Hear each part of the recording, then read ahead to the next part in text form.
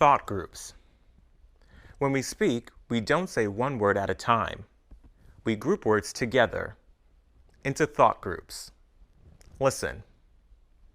My parents moved to Canada 2 months before I was born. In each thought group, one word has the main stress. The main stress is often on the last important word in the thought group. My parents moved to Canada 2 months before I was born. I visited them in Toronto a couple of weeks ago. We often pause a little at the end of a thought group. Listen. If they offer you the job, will you take it? We don't always stop completely.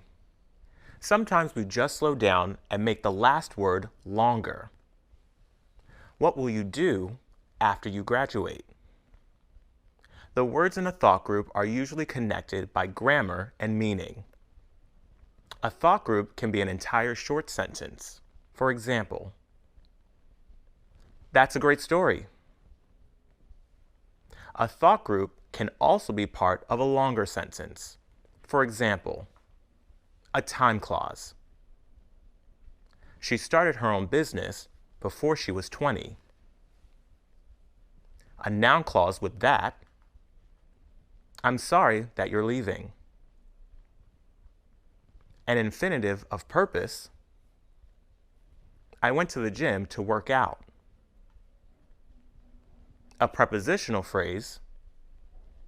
I need to leave by 3 at the latest. Or a noun phrase.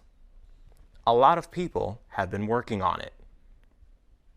Notice that when a word introduces a phrase or a clause, we put the break before the word, not after it.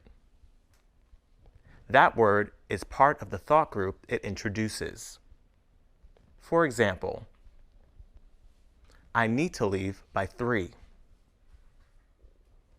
I'm sorry that you're leaving. There are no set rules for deciding how long a thought group should be. There is often more than one way to divide a sentence. For example, sometimes we make a thought group very short to add emphasis.